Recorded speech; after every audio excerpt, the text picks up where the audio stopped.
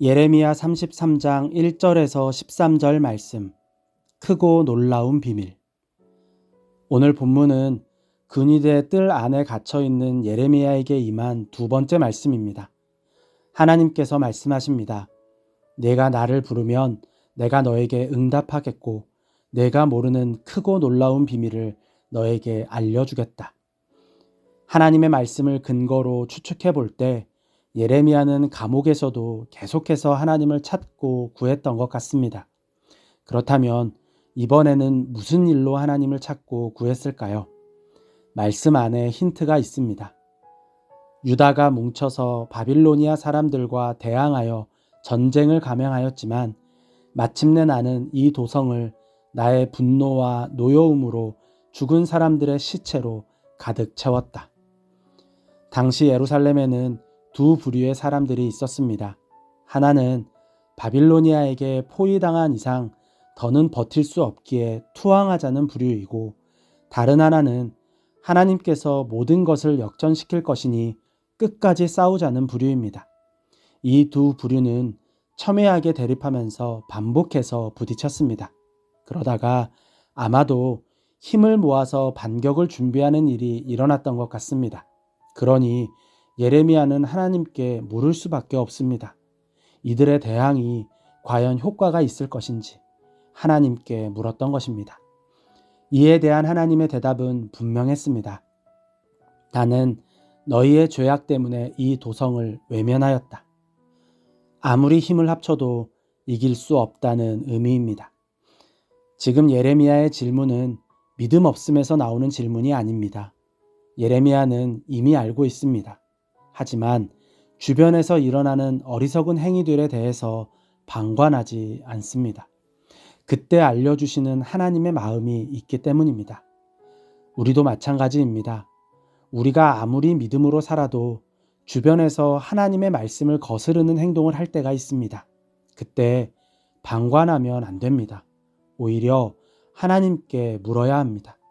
지금 이 상황에서 하나님의 마음은 무엇인지, 저들의 행위에 대한 하나님의 마음은 무엇인지 알아야 합니다. 그래야 올바르게 상황을 판단할 수 있고 혼란스러워하는 이들의 중심을 잡아줄 수 있습니다. 예레미야는 두 번째 질문을 통해서 하나님의 마음을 다시 한번 확인했고 무엇을 준비해야 하는지도 다시 확신했습니다. 하나님과 한 걸음 더 깊은 신뢰를 쌓은 것입니다. 이어서 하나님께서 말씀하십니다.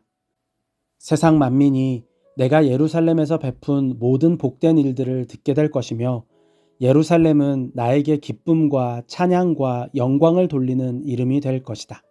그리고 내가 이 도성에 베풀어준 모든 복된 일과 평화를 듣고 온 세계가 놀라며 떨 것이다. 남유다를 회복하신다는 하나님의 약속이 반복됩니다. 그런데 이 부분을 묵상하면서 질문이 생겼습니다. 제가 아는 역사와 달랐기 때문입니다. 남유다가 본국으로 돌아온 후 남유다 백성은 얼마 지나지 않아서 다시 타락했습니다. 주변 민족 역시 남유다의 귀환을 보면서 여호와 하나님을 찬양하지 않았습니다. 오히려 각 나라의 포로들을 본국으로 돌려보낸 페르시아의 힘을 찬양했습니다. 물론 처음에는 본국으로 돌아온 것에 대한 감격으로 하나님을 찬양했고 성전이 세워졌을 때도 기쁨의 눈물을 흘렸습니다. 어떤 민족은 남유다의 회복을 통해 하나님을 경외했을 것입니다. 하지만 그것도 잠시, 남유다는 다시 타락했고 어리석음을 반복했습니다. 이방 민족이 남유다를 바라보는 시각 역시 크게 달라지지 않았습니다. 그들은 여전히 약한 나라였고 대제국의 속국에 불과했습니다. 그렇다면 하나님께서 왜 이러한 약속을 하신 걸까요? 잠깐이라도 그들이 기뻐하고 찬양할 것을 말씀하신 걸까요? 말씀을 묵상하면서 하나님께서 이끌어 가시는 세상과 우리가 만들어가는 세상이 너무나도 큰 차이가 있음을 깨달았습니다. 하나님께서 말씀하신 것들, 본국으로 돌아온 남유다 백성이 너희는 만군의 주님께 감사하여라. 진실로 주님은 선하시며 진실로 그의 인자하심이 영원히 변함이 없다.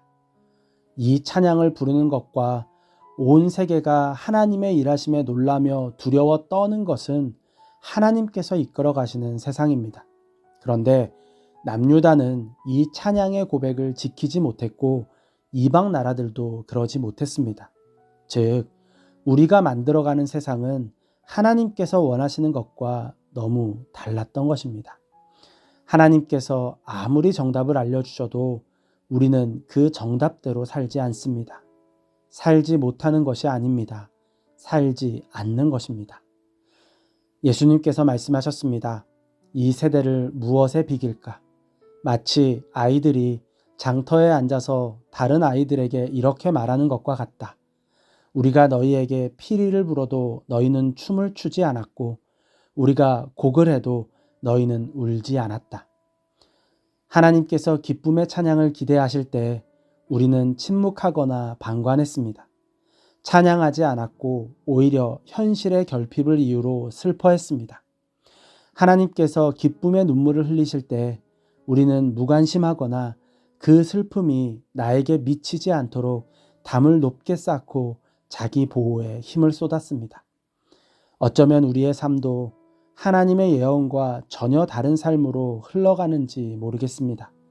하나님께서 우리에게 기대하시는 모습이 있는데 우리는 그것과 전혀 상관없는 모습으로 사는 것입니다.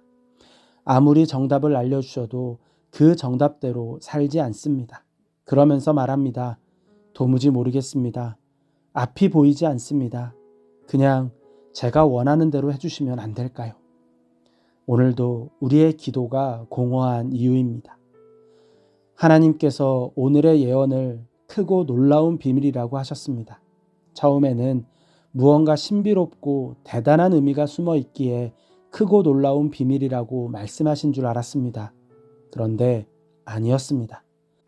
많은 이들이 틀리고 있는 문제에 정답을 알려주시기에 크고 놀라운 비밀이라고 말씀하신 것입니다. 하나님께 신비로운 것과 대단한 것을 구하기 전에 하나님의 정답을 구하는 지혜가 있으면 좋겠습니다. 하나님께서 알려주시는 일상의 정답, 이 세상을 잘 살기 위한 표대로 세워주신 지혜에서 벗어나지 않는 삶이 되시기를 바랍니다.